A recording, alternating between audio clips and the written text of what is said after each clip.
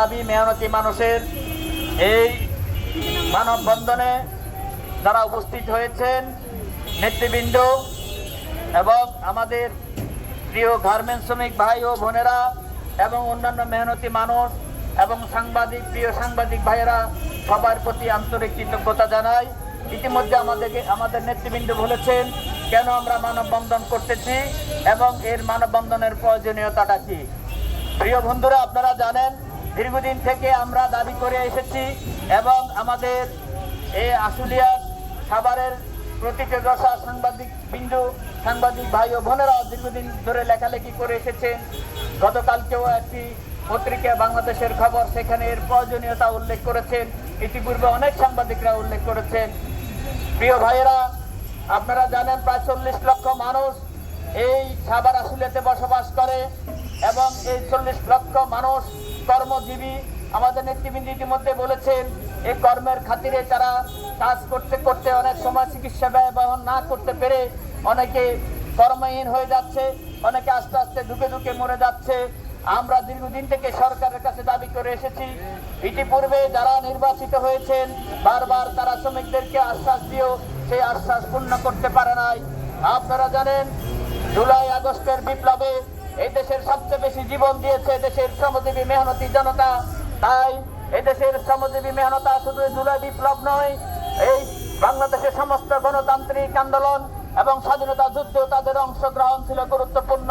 শ্রমজীবী মেহনতি জনতার অংশগ্রহণে বাংলাদেশের কোন আন্দোলনই সফল হয় নাই। তাই আমরা এই শ্রমজীবী মেহনতি মানুষদের ভালো থাকার জন্য, এদেশের শিল্প আরো টেকসই হওয়ার জন্য এবং শিল্প কারখানা উৎপাদন বৃদ্ধির জন্য এবং এই শিল্পাঞ্চলের সুচিকিৎসার নিশ্চিতের লক্ষ্যে আমরা এই শিল্পাঞ্চলে সরকারিভাবে 52 ইউনিট সহ 250 শয্যা একটি হাসপাতালের দাবি দীর্ঘদিন থেকে করে আসছে। 500 শয্যা বিশিষ্ট একটি হাসপাতালের দাবি দীর্ঘদিন থেকে আমরা করে আসছি। তারই সাথে সাথে আমরা ইতিমধ্যে আরেকটা প্রস্তাবনা দিচ্ছি। যেহেতু সরকারের নানান জটিলতা, নতুন সরকার হয়তো স্থির হতে সময় লাগতেছে বা বড় বড় কাজ করতে ওনারা উদ্যোগ নিচ্ছেন। আমরা জানি যখনই কোনো হাসপাতালের উদ্যোগ নেওয়া হবে সেই হাসপাতালটা যেন আশুলিয়ার শিল্পাঞ্চলকে গুরুত্ব দিয়ে হয়।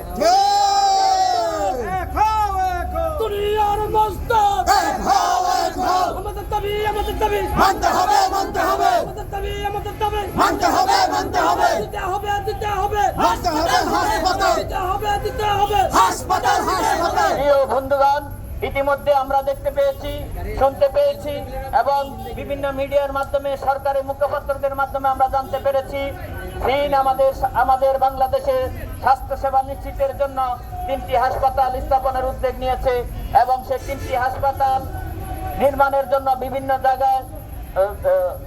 জায়গায় জমিও দেখা হচ্ছে। আমি আপনাদেরকে বলবো, সরকারি নীতি নির্ধারককে বলবো, আমরা যদি ভৌগোলিক কারণে শিল্প ঘনবসতি এবং এখানের সুচিকিৎসা থেকে বঞ্চিত যদি সবকিছু আপনারা হিসাব করেন, সেক্ষেত্রে অন্তত একটি হাসপাতাল এই আশুলিয়া শিল্পাঞ্চলের দাবিদার। তাই আমরা বলবো এখন থেকে বাংলাদেশে যদি একটি হাসপাতালের উদ্যোগ নেওয়া হয়, সেটা সরকারি হোক আর কারো অনুদানে হোক, সেই হাসপাতালটা যেন আশুলিয়ার শিল্পাঞ্চলেই হয় প্রথম হাসপাতালটি। প্রিয় বন্ধুরা, আমরা আজকে মানববন্ধনের মাধ্যমে আমাদের মিডিয়ার ভাইরা এবং বিভিন্ন প্রশাসনিক লোকদের মাধ্যমে আমাদের মেসেজ দিতে চাই।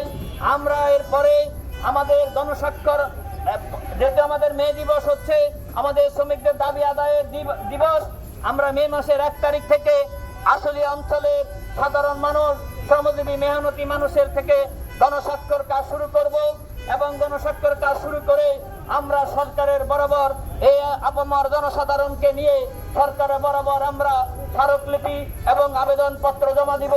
আমরা চাই বৃহত্তর কোন আন্দোলনে যেতে চাই না, আমরা চাই যৌক্তিক বুঝিয়ে এবং আমরা যে সমস্ত দৃষ্টিকোণ থেকে হাসপাতাল দেওয়ার সে সমস্ত দৃষ্টিকোণের উপলব্ধি করিয়ে আমরা ইনশাল্লাহ আমাদের দাবি আদায় করে নিতে পারবো। আমরা জানি যারা সরকারে আছেন অত্যন্ত বিচক্ষণ এবং ওনারা অন্য রাজনৈতিক সরকার আসলে তারা তাদের ভোটের সমীকরণ করেন, তারা তাদের অঞ্চলের সমীকরণ করেন।